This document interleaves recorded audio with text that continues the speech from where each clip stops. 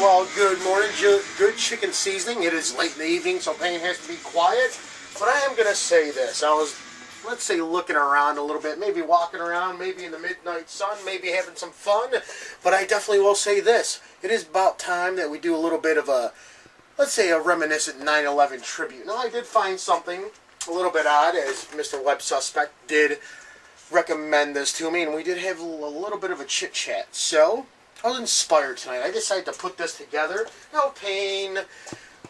Some people are going to say, oh, what do you think you are, clever? No, of course not. Now, this is the whole thing. For those that are going to sit there and say, hey, man, you're a guy in a mask and a kilt. Like, duh, no shit. Who do you think dresses me up, you moron? I do. Do you actually think that you're going to have to make me aware of such a thing? But this is what we're going to do. Now, I do apologize. Now, you guys probably may have a hard time seeing this, but I'm just doing this for historical reasons and purposes. But I definitely will put up the little images and the photos at the end of the show, and maybe you'll understand where to go. So, on the anniversary of 9/11, we have a little deck of cards that started in 1994, and they were released back in 1995. Now, the guy's name, I forgot what it was, but I'll post it on up there. You want to know what his name was? I'll tell you what his name was. Where is it? His name was Mr. Stephen Jackson Gaines. That's what was put out by. So, 1995, 9/11 happened. Now, I'm sure other videos have been done, but like I said, I felt inspired tonight and I just had to do this. So, here we have the Pentagon and the Twin Towers being, taken care of. You understand what I'm saying? That's one.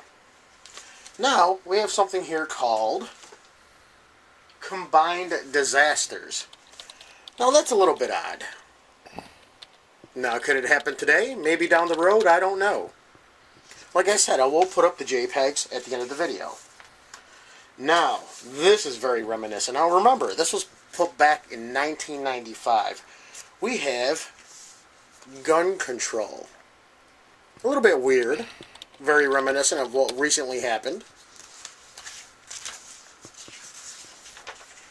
Oh, holy Michael Hastings. Look at this, folks. Car bomb. You guys remember Michael Hastings? The journalist that said he was going to break and expose General Petraeus and the government, and he had some real serious information. Apparently, now nothing is really ever heard of it. But it says car bomb. Didn't he die of a suspected car bomb? You know what I mean? His beautiful Mercedes just went ablaze. A little bit strange. Now, what is everybody complaining about? What's going on in Washington, D.C.? People are saying that John Kerry, Barack Obama, Nancy Pelosi, who is channeling her 5-year-old granddaughter, saying, oh, Nana, we ought to go into war. Well, personally, maybe Washington, D.C., demonic, the demonic Congress, D.C., yes, the demonoid freaks that they are. Maybe they are truly possessed, because Washington, D.C. is a plague of demons now, isn't it? So, now here's a good one. The Hand of Madness.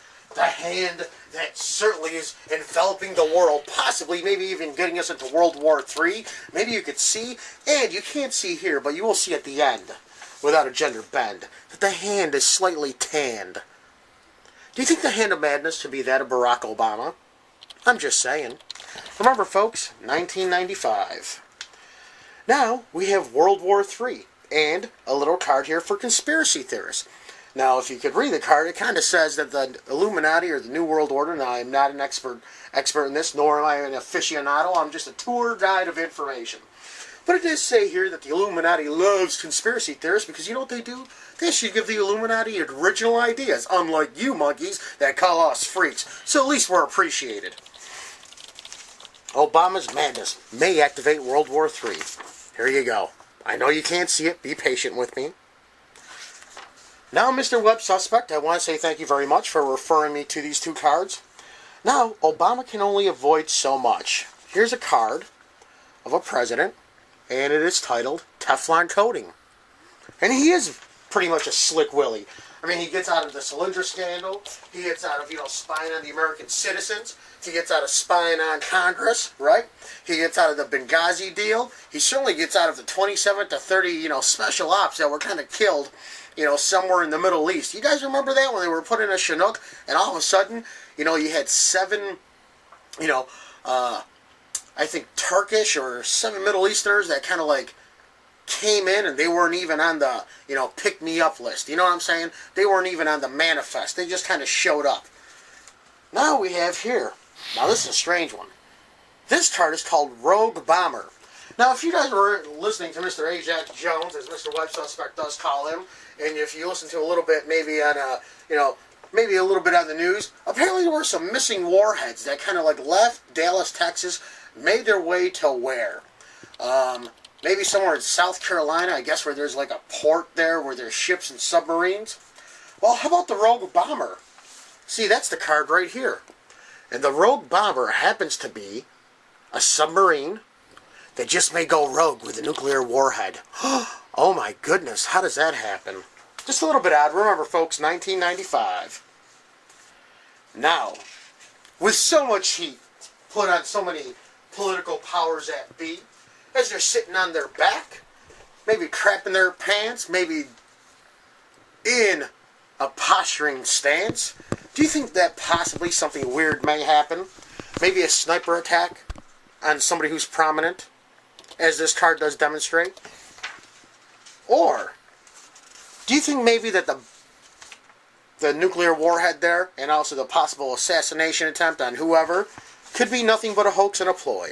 What do you think? See, this is called the hoax card. Like I said, I'm not an expert in this.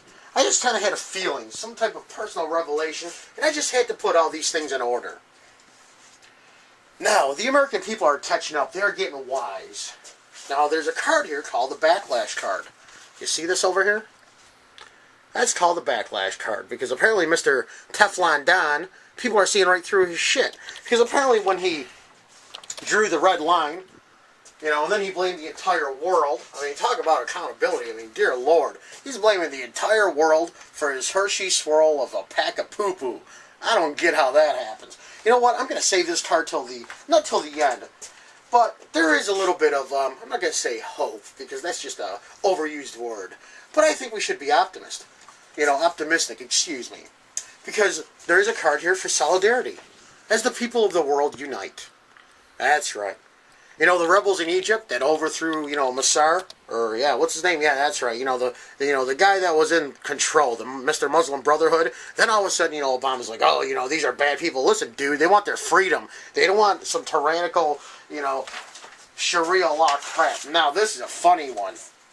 Ketchup is a vegetable. That's right. This is a great card, folks. John Kerry ring a bell? Oh yeah, look at that one. 1995. And he married Teresa Hines. Probably a little bit later. So we have the Ketchup King. That's right. Now, we have a card over here for hackers. Do you think that possibly could be anonymous? Or maybe the Syrian electronic army of hackers around the world? Maybe. Now, hackers have been around a while. But you have to remember, just recently, they've been kind of, let's say, a little bit more important. You know what I mean? Because they've done what? They've unified. They're actually putting their ethical criminal talents to use. You like how I kind of did that? I'm kind of trying to legalize it. You know what I mean? Because it is ethical criminal talent. I mean, it's criminal because the criminals call it criminal, but they are being ethical. So I call it ethical criminality. That's what I call it. Who knows? I may be a lawyer one day. Now, here's a great one. Privatization. It's a little card showing about government food. That's right. Government McDonald's right here. Could that be symbolic of Obamacare? What do you think about that one? I think so. Now, this is where it gets good. I may actually redo the video because, it can't be as loud and fun for me. This is actually kind of boring and dreary. I mean, I kind of feel like I'm on NPR. That's right. National Pain Radio. Now we have a card over here. It says, Kill for Peace. Now you have some hippies over here beating up some people. Could that be indicative of the Democrats and liberals and yesterday's hippies? I certainly think so. Remember, folks, 1995. Now, here you have two top-ranking military officials from NATO with some military guy in the middle. Now, the military guy looks quasi-communist, you know what I mean, as far as his uniform. But at the same time, you know, we're kind of headed in that direction anyways. So let's say that that's just America, you know, the American military. Now, check this out. Do you remember when Panetta and Dempsey said, we take our orders now from NATO? NATO happens to be managing our military here in the card that was printed back up in 1995. A little bit strange, a little bit weird. Now, I showed you the solidarity card.